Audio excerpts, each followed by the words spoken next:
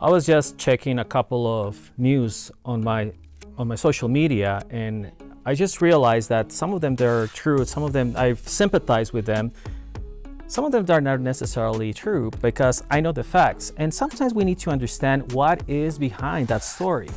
Who wrote it? To who? Who's reading it? And what is the interpretation?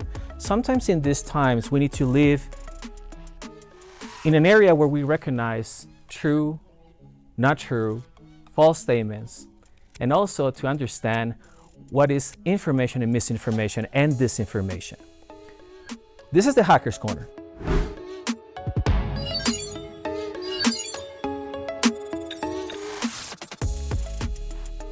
Hi everybody, welcome back. My name is Servín. I'm a professor here at El Paso Community College, and I welcome everybody to the Hacker's Corner. This is the show that we have as part of a series that we have here at EPCC TV. And I want to welcome everybody who has been watching us for the past semester, for the past years. We're in the session of Hack the Border, which is adversarial thinking for the border good. As you probably remember, we run this series of adversarial thinking here at EPCC. And this semester, we're running Hack the Border, the binational hackathon, in collaboration with the first datathon, where we're going to have a lot of fun. If you remember, it's going to be November the 21st to the 23rd. However, you don't need to wait until then to participate in Hack the Border. If you go to hacktheborder.org, you can find all the different information that you need in order to participate in this great event. This year, we have an splendid logistics about all the work that we're going to do. So in part of that, I want to thank our guests, because one of the ideas that we're having in Hack the Border is the concept of misinformation and, of course, disinformation. And if you remember, Hack the Border, we're facing adversarial thinking, and right now we're living in 2024. For those who want to check the time, we're living in very important times, especially because we're just about to be in November, and there's a lot of information going on. So today we're very, very lucky to have Laura Sommer. Thank you so much for joining us. Hi, how are you? Thank you for having me. Hi, Laura. So I want to thank you being here. Laura Sommer is a co-founder and CEO of Factchequeado, an ICFG Ignite Fellow and former General Director of Factchequeado. Yeah, we are running Factchequeado especially to address mis and disinformation in Spanish circulating in the US. And also we explain that we are working trying to fill in the gap of reliable information in Spanish in the US, because it's not necessary that it is equal. And you mentioned AI in your project. We just launched an investigation on that.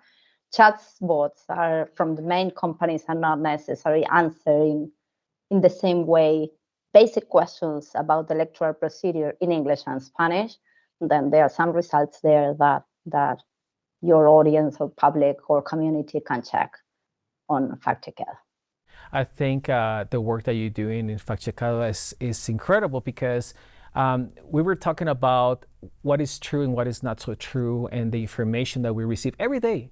Like, for example, every morning that I wake up, I just go into my cell phone, to my social media to see what's happening.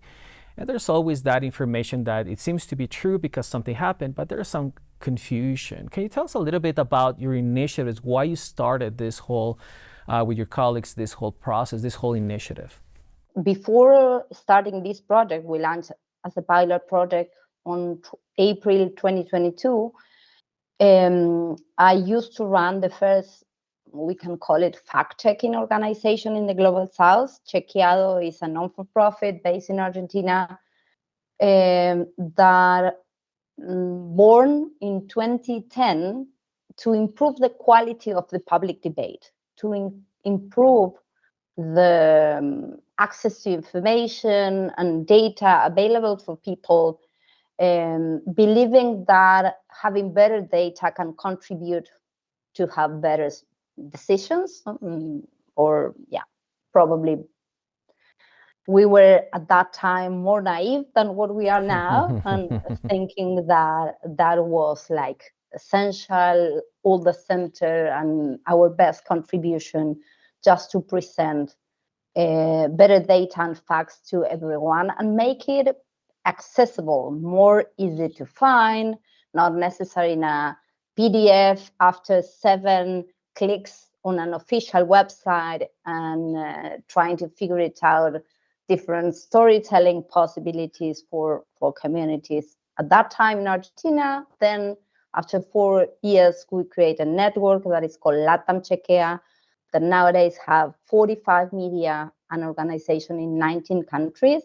And what we realized, it can send from the beginning, but after some time dealing with the public debate, is that they were not necessary original disinformation narratives or bias or false narratives in each country. They were patterns. They were lots of things that appear once in Mexico, some months or weeks after in Colombia or Peru or Argentina or Uruguay.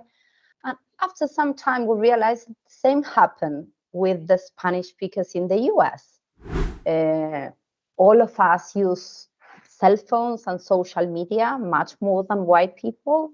Pure research data show that clearly. And we also use much more WhatsApp to be connected or stay in touch with family, friends, colleagues, that they are not necessarily all of them living in the US, but in some countries outside. Then what we realized, and that was probably one of the reasons why we launched Factchequeado, is because they were not necessarily just a unique type of disinformation in Spanish in the US, but more a pattern that has been present in all Latin America and also including Spain, because the language was one of the main vectors of this problematic situation. And what we realized from our experience dealing with disinformation in Spanish is that they were not enough as an impactful solution to translate from English to Spanish content, or just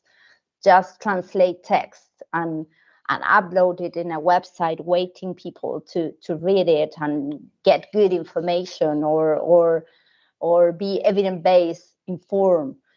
Not that wasn't that's needed, but not sufficient. And then our approach is much more basis on listen more, build a community, identify questions, real gaps, be much more collaborative. Factchequeado nowadays, we have 116 allies, 78, if I'm not wrong, are media, local media from 23 different states plus Puerto Rico, but also academics working in the field or non-for-profit working with Hispanic on voting or health issues or reproductive rights or migration issues.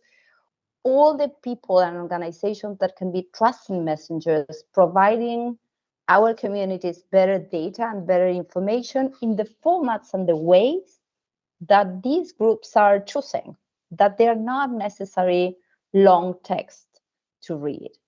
Then our probably main focus is we need more collaboration on this information in Spanish in the US. We need to build a community and listen more. And we need to experiment on formats, technology, and workflows to better serve our communities. If not, we're going to continue just complaining every 2 years when the election arrives about the disinformation targeting Latino communities. But if we don't find, obviously we need more investment, but even with investment, if we don't find better solutions to address this phenomenon, we're going to be always behind bad actors or disinformers that are taking advantage of how they can use the big text algorithm to show what is engaging, and in lots of cases it's not necessarily fact-based. Pop a couple of the things that you mentioned, because you cover several things that are playing an enormous role You mentioned elections, the way we keep always not complaining, but observing like this is happening. And you see the pattern repeating again and again and again and again. And it's impressive that you started this years ago. People say like, oh, the AI things, everything is changing. But you started this more than a decade ago. Just saying you recognize that there's things that we need to pay attention before something happening. And factchequeando is a Spanglish word, right? You have facts and you have checking, which I think is brilliant, because many of the words that we use now in technology is English, and then we kind of try to adopt it to English, Spanish, and we always have this. So Spanglish is perfect because it kind of meets both ideas in the same place. And on that, just adding is we know pretty well that disinformation is at the same time a global phenomenon and a hyperlocal phenomenon. The most viral, the most engaging false narratives are the ones that repeat the patterns that they already test and has been successfully in different places, and they are improving all the time, iterating and testing in the same way that a dev is doing.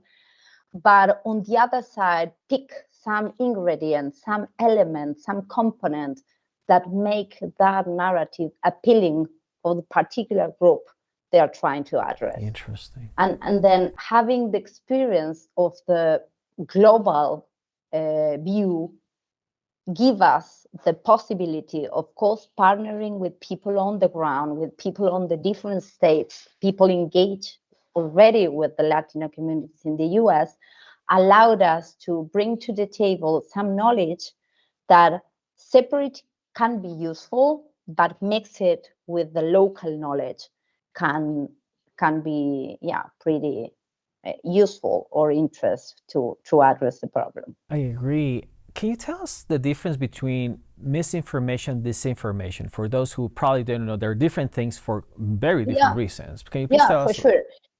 In general, all the ones working with false narratives or biased narratives or out of context narratives, we avoid the term fake news, because disinformation is much more complex than just white or black things. It's not that the 100% of the content that you are seeing on your cell phone can be 100% real or 100% false. In lots of cases, disinformation is based on a real thing, small thing, an amplified or exaggerated, etc. Then we avoid the term fake news because that term follow the binary system or binary way to see life or reality that social or big techs are proposing us.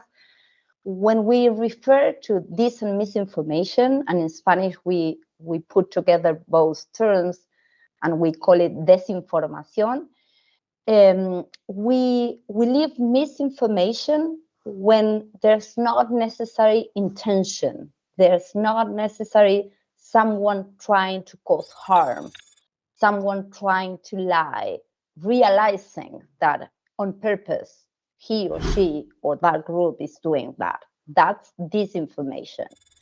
Misinformation is when someone can share a content that is not necessarily verified content or 100% true content or evidence-based content, but without realizing you share it. And I think probably misinformation is more aligned with your project or adversarial project that you are referring when you made the introduction, because we know that all of us has biases, and all of us has what some academics call the incidental consumption of news or information. Is while we are in our cell phones doing a lot of things like liking a picture from an uncle or asking for a new class of guitar of our children or whatever, some content capture our attention or appear there,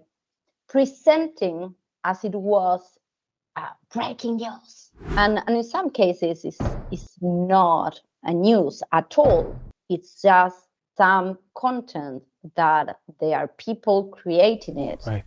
or to earn money or to earn power, and taking advantage of our general practice of I share just in case.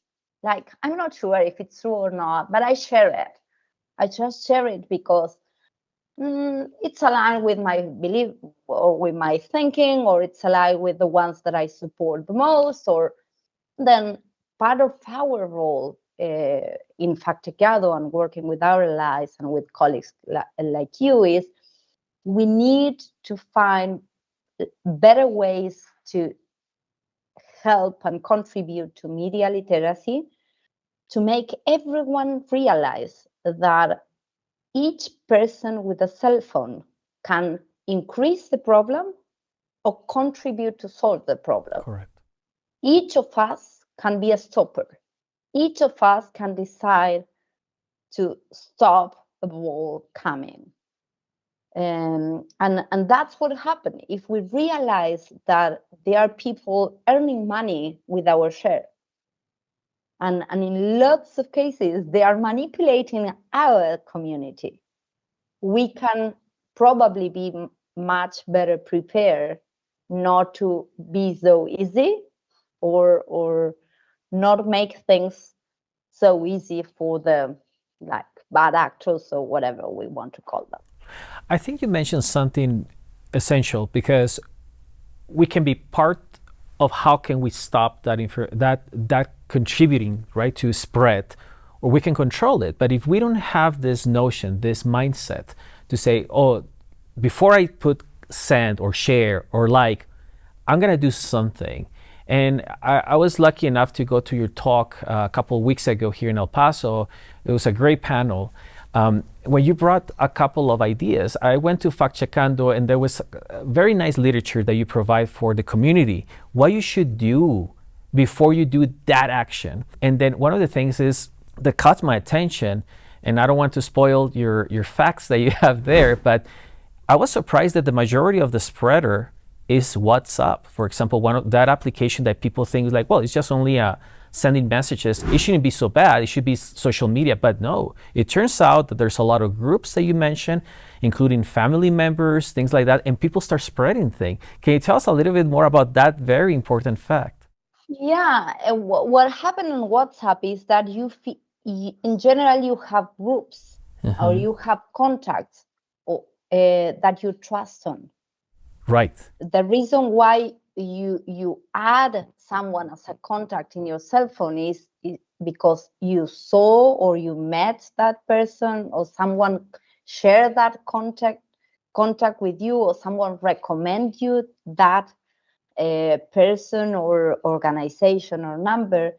And then what happened in lots of cases is that we are not as skeptical as we need to be when we are in WhatsApp, because we feel like at home, right? Like and that's pretty problematic to deal with this information, because I can love my grandma, but if my grandma, she's not a doctor and she's recommending a treatment to a, I don't know, complex disease, or if I can love my university colleague, but if she's talking about a migration new law and she's not a lawyer, she's not an expert, she's not a good source for that type of content, then we need in a way to shift the way in which we share that content, saying, I'm not saying avoid to share your feelings or your opinions or your ideas. On that, be as explosive as you want to be, like share all what you think, your opinions, your feelings. You are 100% free on that, and you are not necessarily being irresponsible to share that type of content. Yeah. But when we are on the world of the facts, of the information, and we are dealing with health issues or procedures related to migration or healthcare or whatever, or electoral system or voting decision, etc., be careful, because having your grandma or your uncle or your colleague and your love to that people didn't mean that they know about what they are talking. They are probably just sharing in good faith, but not necessarily checking before if the content or the information is accurate or evidence-based or not. Then having some tips that allowed you to say, okay, if someone share with you a content that is coming from a source that is not identified, or it's good that you ask that person, not necessarily in an open group, but probably in a one-to-one, say, hey, uncle, where did you find this? Which is your source? How do you know this is true? And then helping other people to realize why share or not share matters, and not just matter for that specific case, but for the whole system. The reason why this information is so problematic today is because there are a lot of people in the private sector and the public sector earning money with this. Earning money with our daily practice of sharing just in case.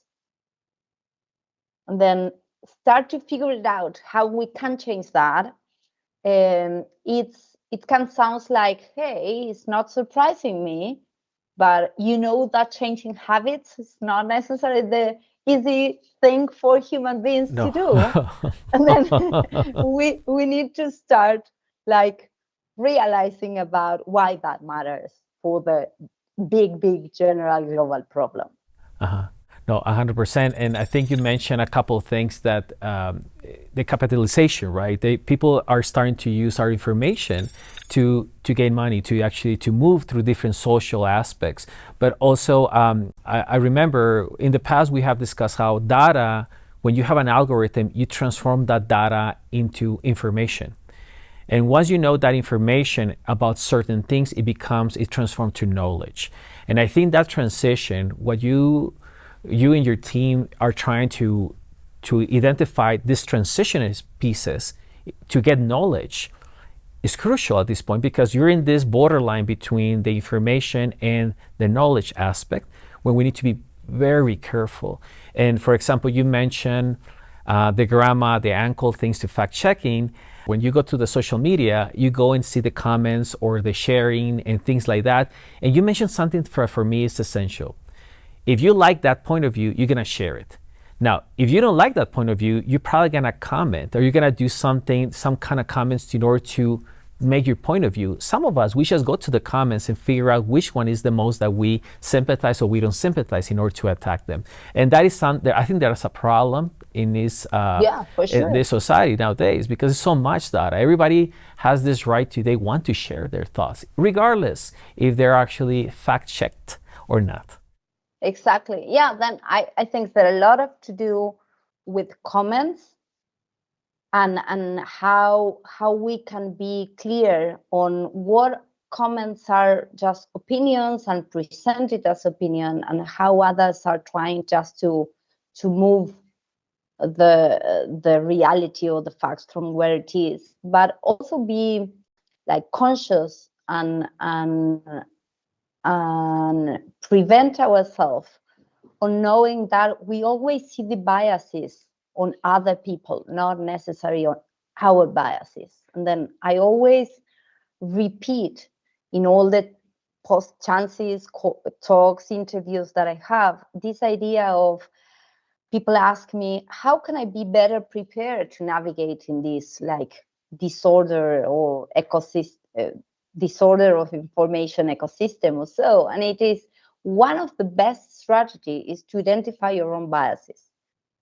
If you are aware of your biases and you have as much as diverse diet that you can on your social media, if you don't have necessarily the same feed with all the same type of people talking exactly more or less the same, in the same way, you're going to be much more prepared to identify what can be a disinformation or what can be evidence-based content. If not, you're going to be losing that critical thinking in a way, or that chance to identify, hey, this makes me feel that is probably weird, and I have reasonable doubt about why this is appearing in my feed.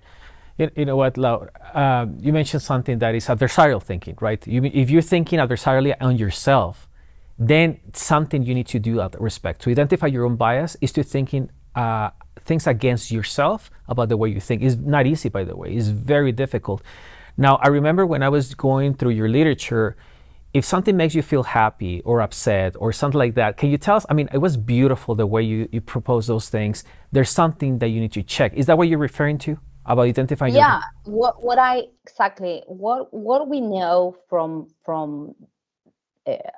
after years and years dealing with this information is that we are not necessarily going to find a good solution to address this problem if we just focus on facts in an old way to think that all the facts are presented in a way or in another way. And what we learn from disinformers, like the ones that are creating that content, is that emotional content, the content that just increase our emotions or because they make us feel super happy or super angry or make us have a strong reaction against someone or pro some new policy or whatever.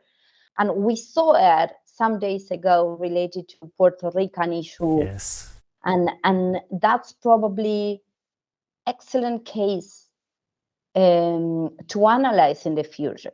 In this campaign, we have two highlights of this information or moments. One was that with one of the candidates presenting the migrants people eating, they are eating the dogs, they are eating the cats, they are eating the pets of the people living there.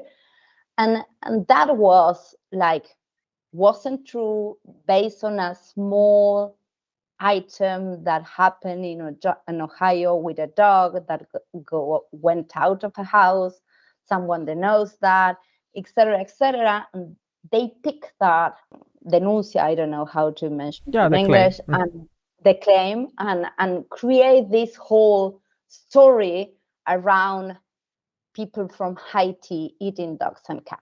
The reaction was lots of memes, but not necessarily super strong reaction from the community. What happened this time, with someone mentioned or referred to Puerto Rico as a garbage island, it was absolutely emotional reaction. Interesting. Obviously, they were not facts. There were not people eating dogs and cats. They were not an island with garbage, but something happened on the motion and one or the other example that make or not people react, right, answer. And I think what these examples show us is that any of the solutions addressing disinformation will imply much more than public interest or high quality public interest journalists or data driven journalists. That is needed, that is important, that is not enough. Yeah.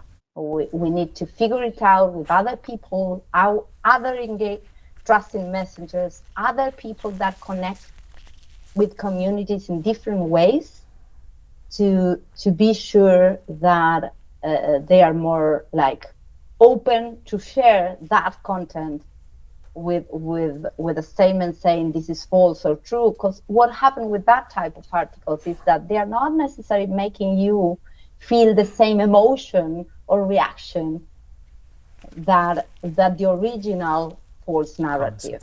Then be at least have this knowledge or this background knowledge can contribute to people to say, okay, if you feel strong emotion activating in your body when you are scrolling, just stop. Just stop. Ask you why you are feeling that. What is happening in your mind? What is happening in your body? In some cases, you just feel it.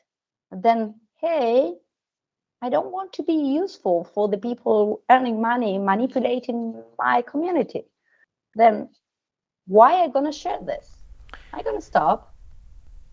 And I think this goes beyond just basic technology. I mean, you mentioned emotions and other aspects that we as humans, we have control, but at some extent. So, Laura, I want to thank you for your time, and of course for all the work that you're doing in informing and in creating awareness about this important action. It fits very well for what we're doing here at creating awareness. So I want to thank you for being with us once again. Thank you for giving us the chance to tell more about Factchequeado. All of you are invited to follow us in the website or social. Our content is 100% free, and we are a non-for-profit. Then if you want to contribute, obviously welcome, but showing us and showing the community and help us to have more impact against disinformation in Spanish. Again, my name is Christian Servín. I want to thank Laura Sumer for being with us. I want to thank everybody who has seen having contact with us. I'll see you next time. Happy coding, everyone. See you next time.